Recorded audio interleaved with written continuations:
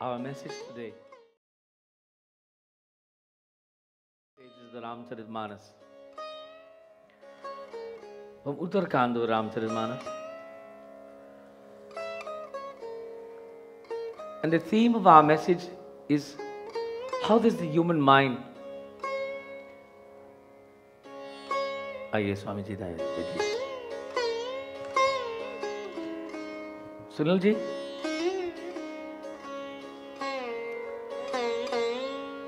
How does the human mind relate to God, and what are the inhibitors that prevents that human mind from relating to God?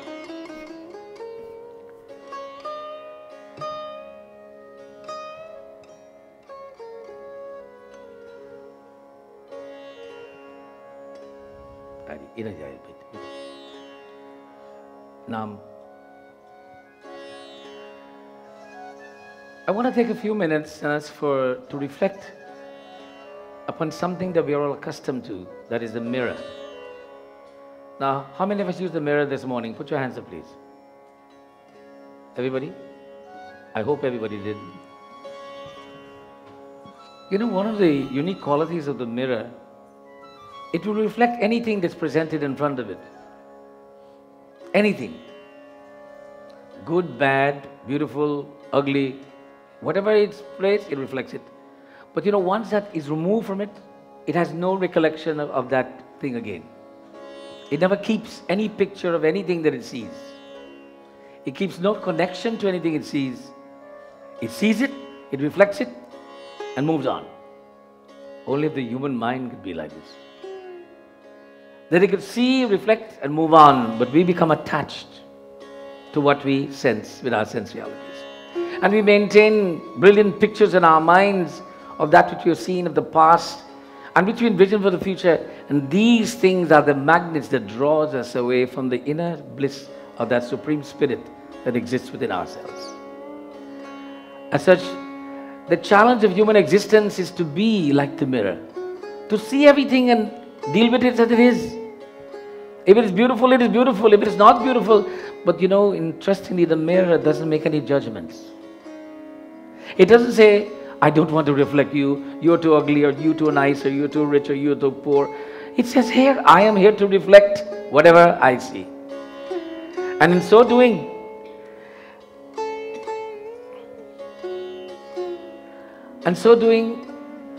that mind maintains, or that mirror maintains the purity But the challenge of our lives is to maintain that purity in our mind. We come into this world with a pure state. But as we evolve through the cycle of this life, from brahmachari, grihastha to vanaprastha, sannyas, if we are able to do this, we are connected to so many things along the pathway. And our mind becomes inundated and overburdened. And as such, it creates a layer of darkness that overshadows the spirituality that lies within us. I will stop my message this morning because we are very blessed to have with us Swami Sri Anandagiriji Maharaj, who is visiting from India. He is a revered individual, and as you can see, he is a youthful, revered individual. Let's give him a wonderful round of applause. Swamiji has very short time, and we are blessed that he's taken the time to come to our mandir to join us and to give us a few words of inspiration. So I beg your attention for Swamiji.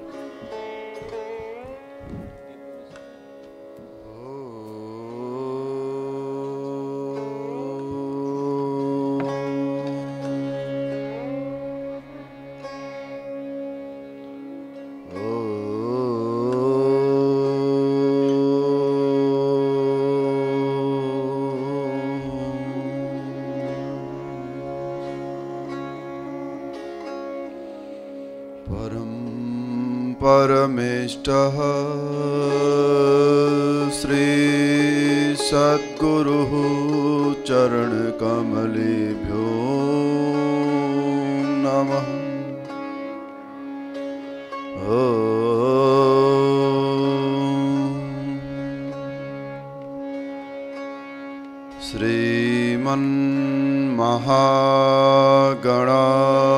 श्रीमन्महागणाधिपतये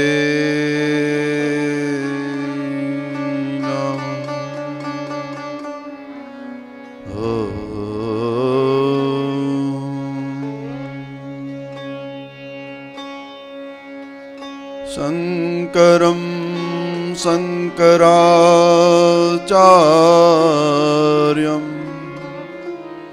केशवं बादरायणं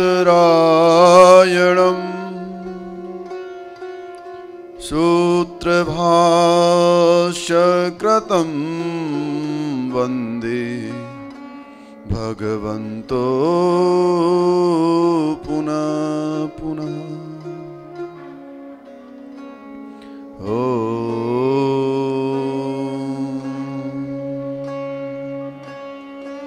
अवधधाम धामाधिपति अवतारणपति राम सकल सिद्धपति जानकी दासन पति हनुमान।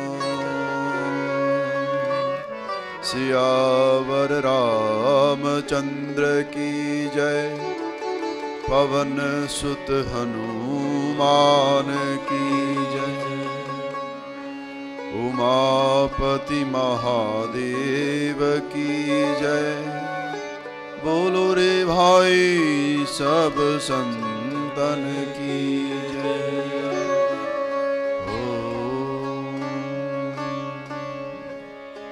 आइए पावन सत्संग की सरिता में प्रवेश करने से पहले few minutes can be chanting Lord भगवान विष्णु नाम। श्रीमन्नारायण नारायण नारायण श्रीमन्नारायण नारायण नारायण श्रीमन्नारायण नारायण नारायण श्रीमन्नारायण नारायण नारायण श्रीमन्नारायण नारायण नारायण श्रीमन्नारायण नारायण नारायण सत्यनारायण नारायण नारायण सत्यनारायण नारायण नारायण श्रीमन्नारायण नारायण नारायण श्रीमन्नारायण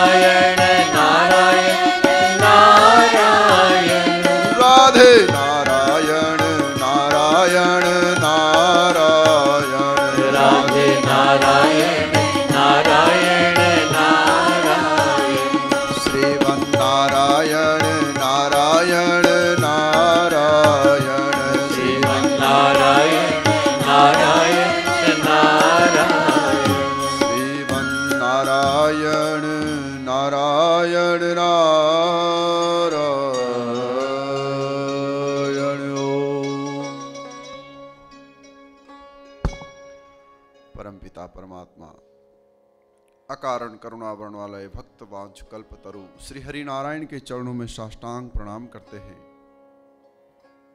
इस पावन प्रांगण पर दे दीप्यमान भगवान के सभी श्री विग्रहों को साष्टांग दंडवत प्रणाम करते हैं। इन परमात्माओं की सेवा करने वाले विप्रों को नमन करते हैं। भक्तिमती वात्सल्य करुणा प्रेम से पूरित माताओं, मर्यादित जीवन को जीने वाले, अपनी परंपरा को अक्षुण्ण रखने वाले प्रिय बंधुओं, आचार्य श्रेष्ठ अपनी औजमय वाणी से हमें आह्लादित कर रहे हैं। जिस जीवन में आध्यात्मिक छांव की आवश्यकता हमें कहां कब और कैसे हो, उस बात को बड़ी सहजता से, बड़ी संयमितता से राम मंदिर की व्यासपीठ पे बैठकर आचार्य जी बड़े भाव से समझा रहे हैं। जीवन का उद्देश्य क्या है, जीवन किन रूपों में परमात्मा के सन्निकट जा सकता है। हम भगवान की पूजा तो करते हैं, we do puja every day, some statues, somebody like, कुछ लोग विष्णु को पसंद करते हैं, कुछ नारायण को पसंद करते हैं, कुछ राम के पास जाते हैं, कुछ कृष्ण के पास जाते हैं। लेकिन हमें इस बात का एहसास होना चाहिए कि जिस स्टेचू के पास, जिस ईश्वर की प्रतिमा के सामने हम जा रहे हैं, क्या वह हमारी पूजा एक्सेप्ट कर रहा है। सबसे बड़ी बात है, सबसे बड़ा कंफ्यूजन इस बात का है कि we believe in 33,000 millions of crore देवता, 33 करोड़ देवी देवताओं को हम विश्वास करते हैं। आज की जनरेशन में बड़ा कंफ्यूजन है आचार्य जी। लोग सोचते हैं कि इतने सारे देवता, फिर भी हमारे पास इतनी प्रॉब्लम्स क्यों हैं। इतने सारे भगवान हैं जिनके पास एक से एक पावर है, वो चाहे तो कुछ भी कर सकते हैं, फिर करते क्यों नहीं है।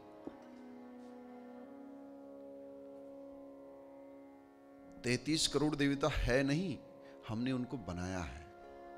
यह हमारा विश्वास है कि पत्थर की प्रतिमा में परमात्मा का दर्शन होता है। ईश्वर कहां व्याप्त है, ये हमारा विश्वास है।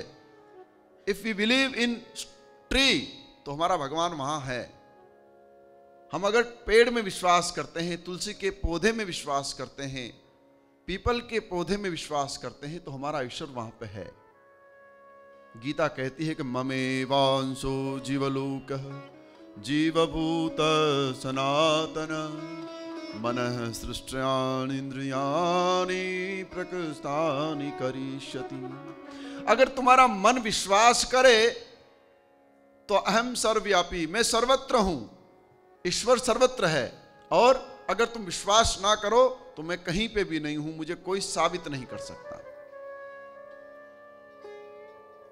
बात आती है कि हम फिर उस परमपिता परमात्मा का एहसास की शुरुआत करें कहां से। रामनवमी आती है तो राम जी आते हैं, नवरात्रि आती है तो मैया आ जाती है, गणपति उत्सव आता है तो गणेश जी आ जाते हैं। जैसे जैसे फेस्टिवल बदलते हैं वैसे वैसे हमारे पूजा का स्ट्रक्चर चेंज होता जाता है, और धीरे धीरे जिस आध्यात्मिक छांव को हम ढूंढते हैं उसमें हम कहीं डूबने लगते हैं, और फिर वहां से परेशान होकर के, फ्रस्ट्रेट होकर के बाहर निकलते हैं। कोई भगवान है ही नहीं। ये कमाल का कल्चर है कि जहां पर एक तबका ऐसा है जो भगवान पे विश्वास ही नहीं करता, कि भगवान है ही नहीं, और एक तबका ऐसा कि इतना विश्वास करता है कि जो कुछ भी कह दे वहां भगवान है। परंतु इन दोनों तबकों के मध्य में एक बहुत सुंदर विधा आती है। It's a very pure and need connection. If you find out the God your life, वो कनेक्शन है सदगुरु का, अच्छे आचार्य का, अच्छे गुरुकुल का। अगर हम सीखेंगे किसी विद्वान के पास जाकर के, तो डेफिनेटली हम परफेक्ट बन जाएंगे। अगर हम नहीं सीखेंगे तो हम परफेक्ट कभी नहीं हो सकते हैं। हाँ, अगर मैं डॉक्टर को देख करके इंजेक्शन लगाना सीख जाऊं, इसका मतलब I am not a doctor. मुझे किसी का मोबाइल ठीक करना आ जाए, इसका मतलब यह नहीं कि मैं इंजीनियर हो गया। जब हमें इंजीनियर बनना होता है, डॉक्टर बनना होता है, तो हम प्रॉपर उसकी स्टडी लेते हैं और प्रॉपर स्टडी के बेस के बाद प्रैक्टिस करते हैं, अंडरटेकिंग प्रैक्टिस शुरू करते हैं, देन वी फाइंड आउट कि हम कुछ बने हैं। लेकिन भगवान के पास जाने से पहले हम फाइंड आउट नहीं कर पाते हैं। हम आज समय 5 मिनट है ना, मैंने आज यही मन में सोचा है कि आज हम भगवान पे चर्चा करेंगे, उन भगवान पे चर्चा करेंगे जो भगवान हमसे बनते हो। सभी भगवान पत्थर से बनते हैं, लेकिन कोई भगवान ऐसे भी जो हमसे बनते हो, क्योंकि शास्त्र हमेशा कहता है कि अगर तुम पवित्र हो तो तुम्हारे सामने सब कुछ पवित्र ही आएगा। अगर तुम अपवित्र हो तो तुम्हारे सामने अपने आप अपवित्रता आ जाएगी। तुम्हारे अंदर निर्मलता है, तुम्हारे अंदर सहनशीलता है, तुम्हारे अंदर एहसास है, तो तुम सहज ही उस ईश्वर को एहसास कर सकते हो और उसकी शक्ति का आनंद ले सकते हो। एक बहुत सुंदर प्रसंग आता है, आपको पता है दुनिया में जितनी भी कथाएं हुई है, इन कथाओं को किसने कहा और किसने सुना? दुनिया में जितनी भी कथाएं हुई है, चाहे वो 18 पुराणों की हो, श्रीमद् भागवत की हो, राम कथा की हो, या फिर वेदांत की कथा हो, पंचदशी हो, गीता हो, जितनी भी कथाएं हुई हैं, इन कथाओं को कहने वाला वक्ता कौन है, सुनने वाली श्रोता कौन है? कहने वाले भगवान शंकर हैं और सुनने वाली मां पार्वती है। और वो भगवान शंकर जो सारी कथाओं को कहने वाले प्रथम वक्ता हैं, वो अपने जीवन का अनुभव बताते हैं, वे अपने जीवन का सार बताते हैं। अनुभव किसका माना जाए?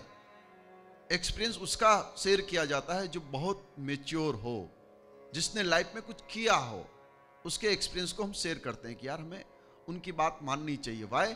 Because he is a brilliant, he is a master of knowledge. तो भगवान शंकर कह रहे हैं मां पार्वती को रामायण के अंदर में, उमा कहूं मैं अनुभव अपना, सत हरि भजन जगत सब सपना। हे उमा, मेरे जीवन का सार है कि परमात्मा के भजन के सिवाय संसार में कुछ भी सत्य नहीं है, सब परिवर्तन होने वाला है। अगर कुछ सत्य है तो ईश्वर का भजन है, परंतु वह ईश्वर का भजन हो कैसे? मैया ने कहने वाला अपनी बात कह जाता है, इसका मतलब ये नहीं कि कोई अध्यादेश देके गया है। Is not rule book.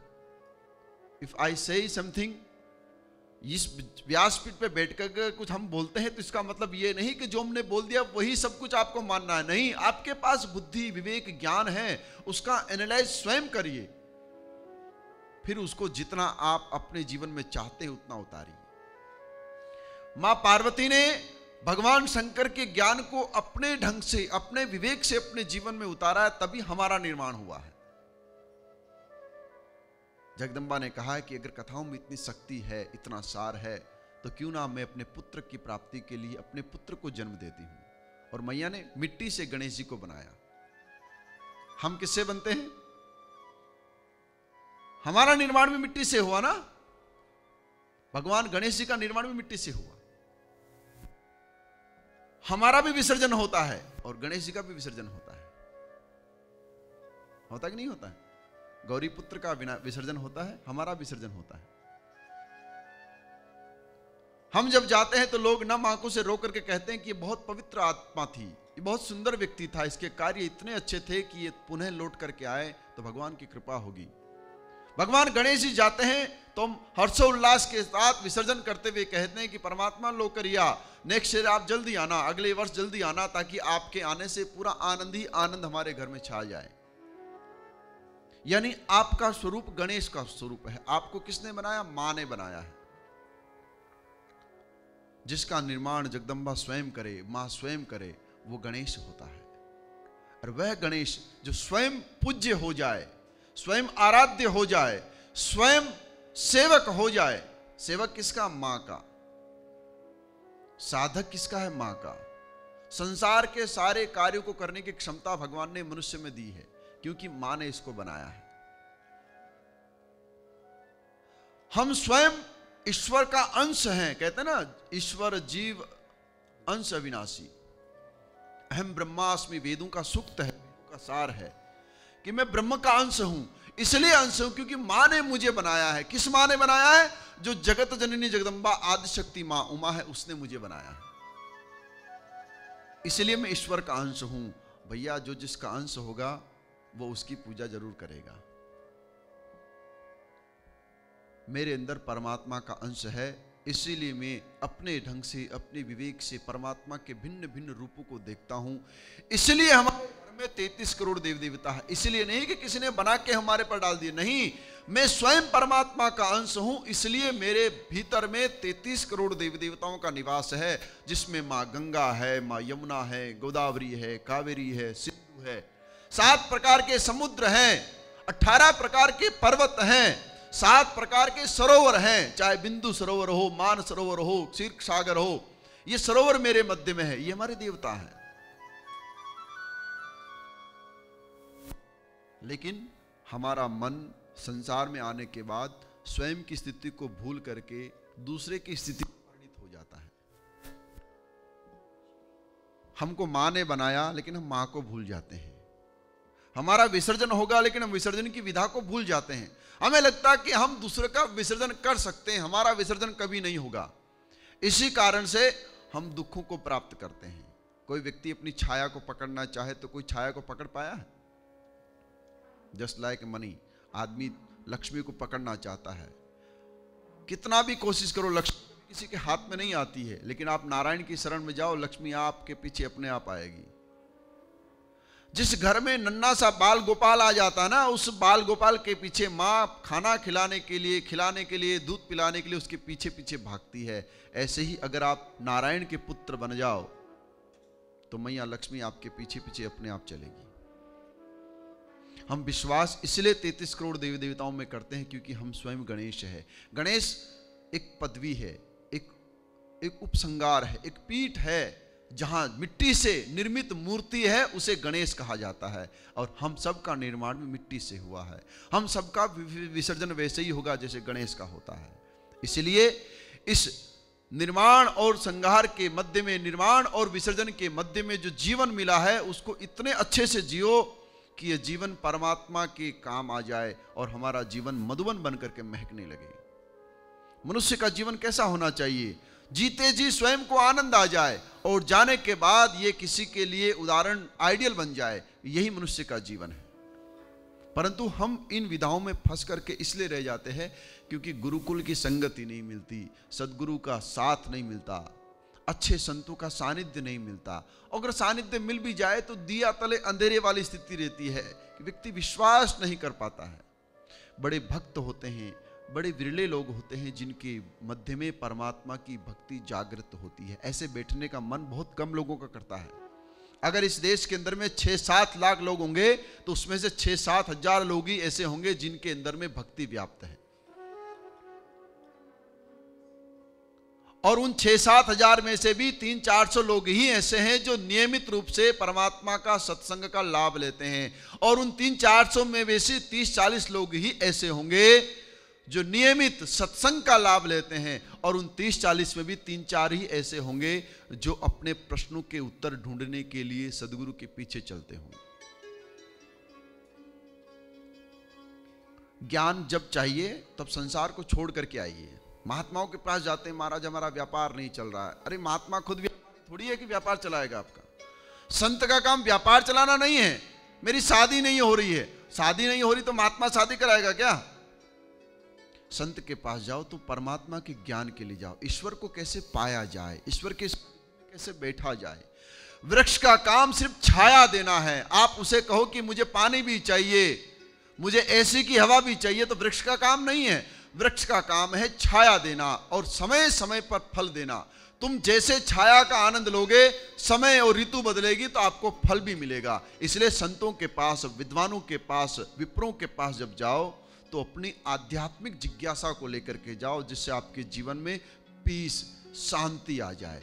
और मैं समझता हूं कि जिसके पास ठहराव आ गया, शांति आ गई, गणपति का एहसास हो गया, उस व्यक्ति के जीवन में कुछ भी ऐसा अदेय नहीं होता जो व्यक्ति नहीं कर सकता। You can do everything, anything if you find out your own power. अगर हम अपनी स्वयं की सत्ता को, स्वयं की ताकत को समझ लें तो हम सब कुछ कर सकते हैं। ये साइंस कहता है कि मैन इज एनिमल, साइंस सबको एनिमल समझता है, परंतु ये साइंस ये भी कहता है लेकिन ये एनिमल, ये मैन अगर चाहे तो संसार की सत्ता पे रूल भी कर सकता है, संसार की सत्ता का मालिक भी बन सकता है, और संसार की सत्ता को विनाश करने वाला विध्वंस राक्षस भी बन सकता है। हमारे सामने एग्जाम्पल है, मदर टेरेसा बन जाओ, अब्राहम लिंकन बन जाओ, महात्मा गांधी बन जाओ, तो लोग जहां भी होंगे आपको भजेंगे। लेकिन आप सद्दाम हुसैन बन जाओ, गद्दाफी बन जाओ, लादेन बन जाओ, आपके हाथ में आप क्या बनना चाहते हो, कुछ बनो, लेकिन कुछ बनने के लिए अपनी सत्ता को, अपनी एनर्जी को जानना होगा, और उसके लिए सदगुरु का साथ, सदगुरु की शरणागति को प्राप्त करना बहुत जरूरी है। सदगुरु अगर ना मिले तो सबसे अच्छा उपाय हमारे शास्त्रों में एक ही बताया है, राम दुआरे तुम रखवारे, हो तिन आज्ञा बिन पैसारे। किसकी बात कर रहे हैं गोस्वामी जी? गोस्वामी जी हनुमान जी महाराज की बात कर रहे हैं। चारों युग प्रताप तुम्हारा, हमारे 24 अवतार हुए भगवान के, वराह अवतार से लेकर के, नरहरि अवतार से लेकर के, नरसिंह अवतार से लेकर के वामन अवतार तक अवतार भगवान के आए, लेकिन सारे अवतार समय आने पर विलुप्त हो गए। आज बहुत सारे लोग ऐसे हैं जो इन अवतारों की विशेषता को नहीं जानते हैं, लेकिन हनुमान जी महाराज एक ऐसा अवतार है जो चारों युगों में व्याप्त है, और हनुमान जी ने पूरे संसार के लोगों के दुखों को हरने का ठेका ले रखा है। ही गॉट द टेंडर कि मैं संसार के दुखों को, जो राम का भक्त है, मैं उसके दुखों का शमन करूंगा, यही मेरा संकल्प है। इसलिए बाबा गोस्वामी ने हनुमान जी को एक तरफ परमात्मा राम की संज्ञा दी है, एक तरफ हनुमान जी स्वयं हनुमान जी बताए हैं, और एक तरफ सदगुरु की संज्ञा दी है। जय जय जय हनुमान गोसाई, कृपा करहु गुरु देव की। जय जय जय हनुमान गोसाई, ये 3 बार का जय का तात्पर्य होता है कि परमात्मा की उपलब्धि, गोसाई का मतलब भगवान राम और स्वयं हनुमान। हे मात, ऐसी कृपा करो कि जैसे सदगुरु अपने शिष्य पे कृपा करता है, ऐसे आप हम पे कृपा करो, ताकि जीवन के कष्ट चले जाएं और जीवन में सुख और आनंद व्याप्त हो। जब कोई ना मिले, जब कोई आपको ज्ञान देने वाला ना मिले, एकांत में हो, अकेले हो, आपको पता है सबसे अधिक भगवान की आवश्यकता कब होती है? परमात्मा की आवश्यकता तब होती है जब हमारे पास अवकाश होता है। When you have leave, then you want the God। अगर आप अकेले हो, एकांत में हो, तब भगवान की आवश्यकता होती है। अगर उस समय भगवान नहीं आया तो मन बुरे कामों में जाएगा, बुरी जगहों में जाएगा, बुरे विचार करेगा, चिंतन करेगा। इसलिए प्रयत्न यह करना चाहिए कि एकांत में ईश्वर की सन्निधि हमें मिले, और उसके लिए सच्चे सद्गुरु के पास जाकर के वास्तविक परमात्मा के मूल स्वरूप को जानना चाहिए। वह सत्संग का लाभ लेना चाहिए जिससे ईश्वर की लीलाओं को, ईश्वर के भाव को हम समझ सके। जिसने जगदम्बा ने, आदिशक्ति ने हमें बनाया है, तो हमारे अंदर बहुत शक्तियां भरी है।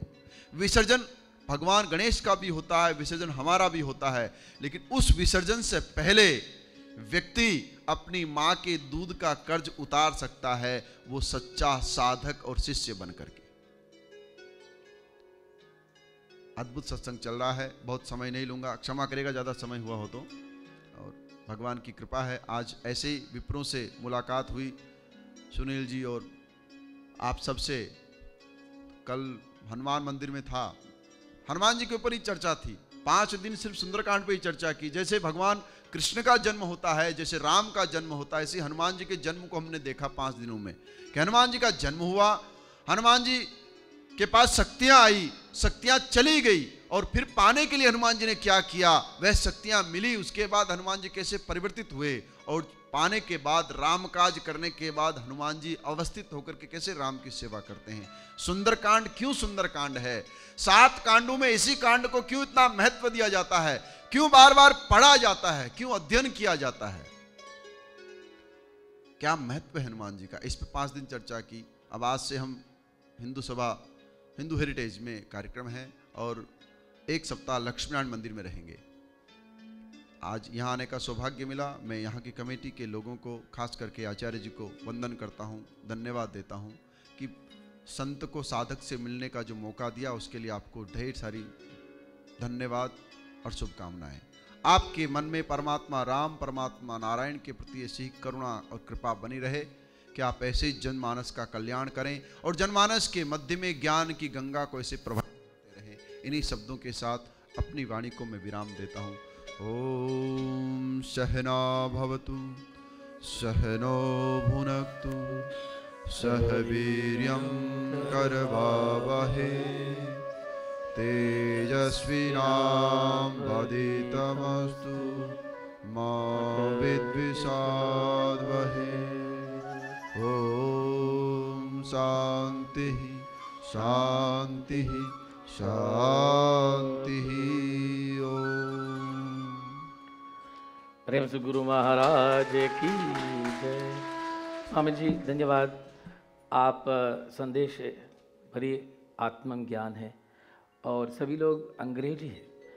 मैं माफ़ कीजिए, मैं थोड़ा से अंग्रेज आदत करिए। Swami ji started out with declaring that we all must understand that although we are told that we have thousands of gods, this is a confusing concept to spread about, but there is only one God, but we see that God in many forms. And then he talks about the Ishtadeva concept, that everyone must have a favorite divine entity to relate with. And in going through this world, it is that relationship in the mind to God that makes us stay connected to God. He explains the relationship of Hanuman ji, whereby he Jai Jai Jai Hanuman Gusai Kripa Karo Guru Deva Kinai. That Hanuman ji is the essential Guru who through his activities guide us how to connect with God. And as such, whatever aspect of God we take in our life, whether we call him Ram, Krishna, Durga, Lakshmi, Saraswati, Hanuman, or any of the avatars, there is still only one God, and we are all his devotees. And what makes us come close to God? It is not that we may have all of the knowledge, but we must have, it's interestingly that the subject I wanted to discuss today, Swamiji had the intuition of that subject and spoke about the same thing. Sabitalia, give him a big hand, please. We want to wish you the best in your activities in Canada, and may you continue to inspire wherever you go. And we will be concluding in about 10 minutes, if you can, up 10 minutes. And I want to conclude the point I was making, that all of us try to think of ourselves and our minds as the mirror is. That although the mirror sees so many things, nothing ever stays with the mirror. The mirror never possesses anything, for it's in our possessions lies our greatest pain, misery, and sometimes we think our joy. But the greatest joy lies in when there's nothing in our minds. When the mind is relieved of all the burdens of likes and dislikes, wants and not wants, attachments and unattachments, hatred and love, when all of these things are devoid, when the mind is devoid of them, then it becomes a crystal clear mirror that everything is clear, everything is what it is. And then when we can come to that realization, it is said, then we have come to self-realization. प्रेम से सीतापति रामचंद्र भगवान की जय. Ek Chopai, one Chopai from the Ramcharitmanas that talks about the power of faith.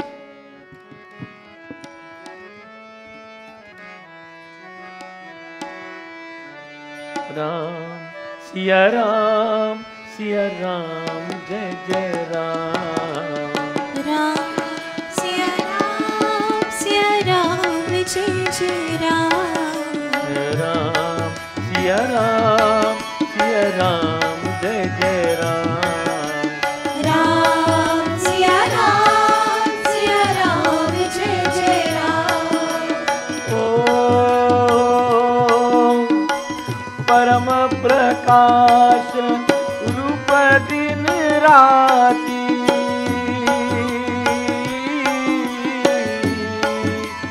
Nahi Kchu Chahiye Diya Didh Bati. Ram, Siya Ram, Jai Jai Ram. Ram, Siya Ram, Jai Jai Ram. Prabala Vidyatam Niti जाई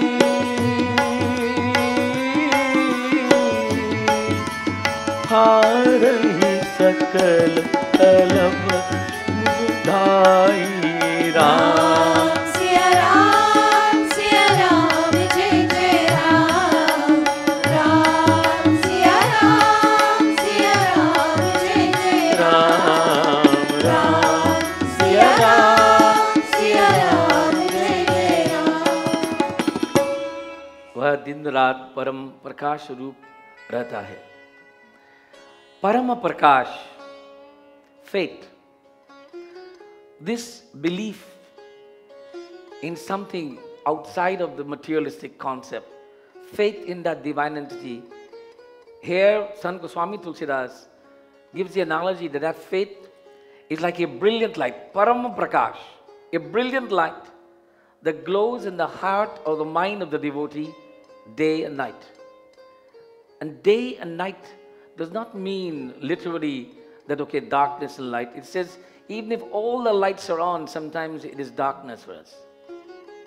We could be seated in this mandir where it is bright and brilliant, but there is sadness in our hearts. There is doubt in our hearts. There is anger, there is animosity. These are states of darkness. And he says, but the person who has faith is never hindered by those states of darkness. For whether the light is on or the light is off, there is light inside. Bhitar bahu jala.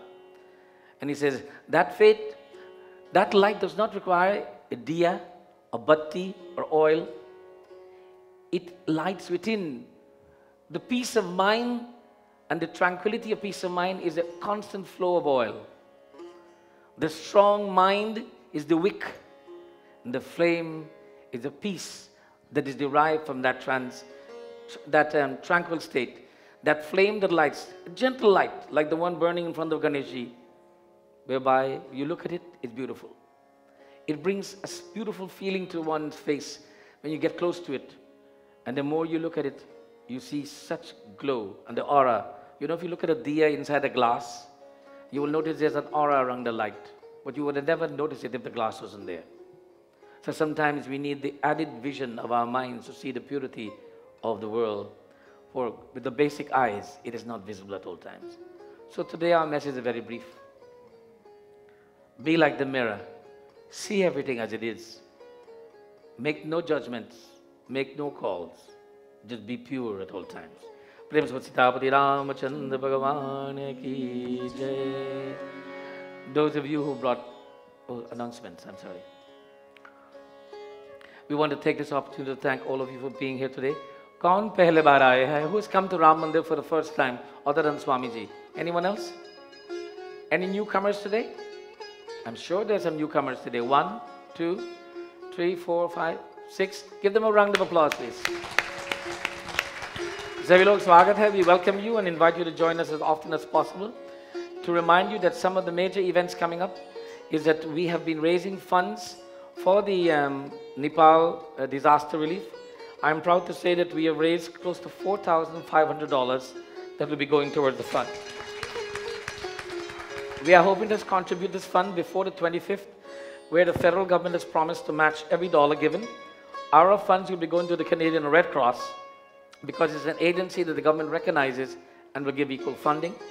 On Tuesday evening, in our Hanuman Puja and Hanuman Chalisa chanting, we shall make our final appeal for funds. If you would like to make any contributions, you can make donations to the Bank of Montreal. There's an account there under the name of Canadian Council of Hindus. Just tell them the name. If you want the account number, it's available. And you can make deposits to that account. The funds will go directly to this. And you will get a tax receipt from the Canadian Council of Hindus. If you give funds here, you can also give it to that same organization and you'll receive a tax receipt. So as such, we appeal to you to give as much as you can. There are many who need. Today's Preeti Bhojan was sponsored by Margaret and Suryayan and family. Let's give them a big hand, please. I believe Margaret is celebrating her birthday. Let's give her a wonderful round of applause, please. We remind you that as the 15th anniversary of this Ram Mandir here, remember, it is not the 15th anniversary of the mandirs of the organization. The organization is close to 28 years old. It is the 15th anniversary of this new mandir built on this site. Will be celebrated from June 28th for 7 days, a Saptah Bhagavad Katha conducted by myself and all the other pundits. We invite you. This will be Saptah with 3 sessions every day, 21 sessions in 7 days, to sit and to listen to Bhagavad Katha. If you've never had an opportunity to do this, this is when you take 1 week of holy day, HOLIDAY. Everybody's entitled to at least 2 weeks a year, and take them for holy things. So take 1 week of holy days and spend listening to the glories of Bhagavan Krishna, understanding the glories of Bhagavatam, understand the relationship of God in our lives, and how we can utilize that God within our lives to elevate ourselves to the highest status, that is an enlightened state. So please join us for these important events. Also, we have a walkathon, which is scheduled for the May 30th. And if you have not walked before, here's your chance to walk. Nothing wrong with losing a few calories and at the same time doing something good. It puts a smile on your face when you walk in sunshine. So let us participate with participation. Participate not only with words, participate with action. We will be hosting a play, with a jovial event, social event, but it's also a fundraising event entitled The Dancing Bells of Rekha. Will be presented right here on our stage, and this is next week, Saturday, May 23rd. Tickets are still available for this. All the funds from this project will be going to our outreach project in the country of Guyana, where we are supporting a school in the village to help them to stay dharmic and to promote such a Sanatana Dharma and to teach the basics of puja, Hindi, and so on to people who do not have the opportunity to get this kind of teaching. You'll be supporting a good cause. Navagraha Puja is on May 30th at 8 a.m. Please, you can come, just bring your prasad. All puja samagri is here in the mandir. You can participate in puja. Oh, I guess it must be summer.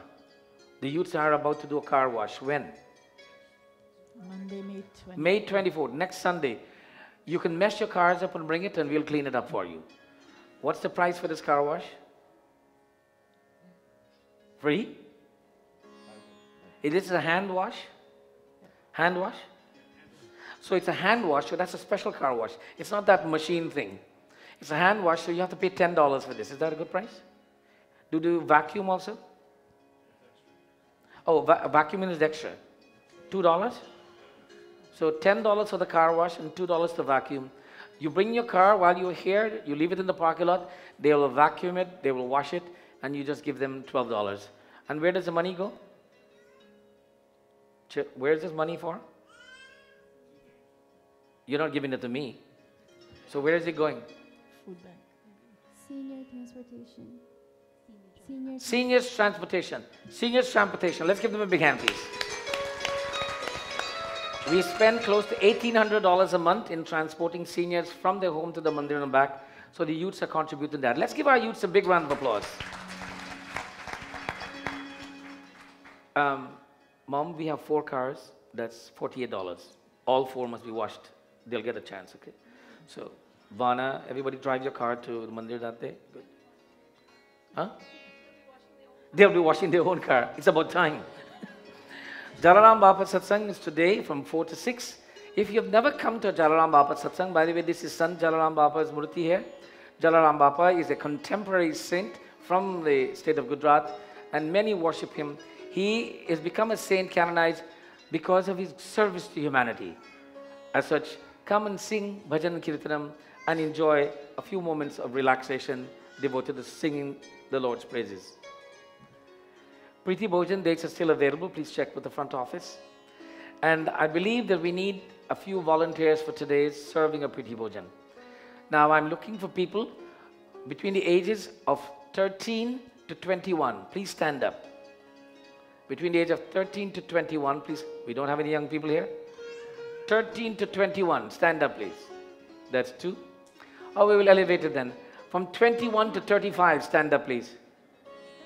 21 to 35. We only have old people in this mandir. 21 to 35, please stand. It doesn't matter whose family you are. Stand up please. They're so old they can't even stand up. Look at that. Knees cannot get straight. 21 to 35, 2, 4, 6, 8, 10, 11. Ladies and gentlemen, you have been chosen today for a very wonderful task. You are to do seva, you are to help to serve bhojan to all those who come. Give them a big hand, please.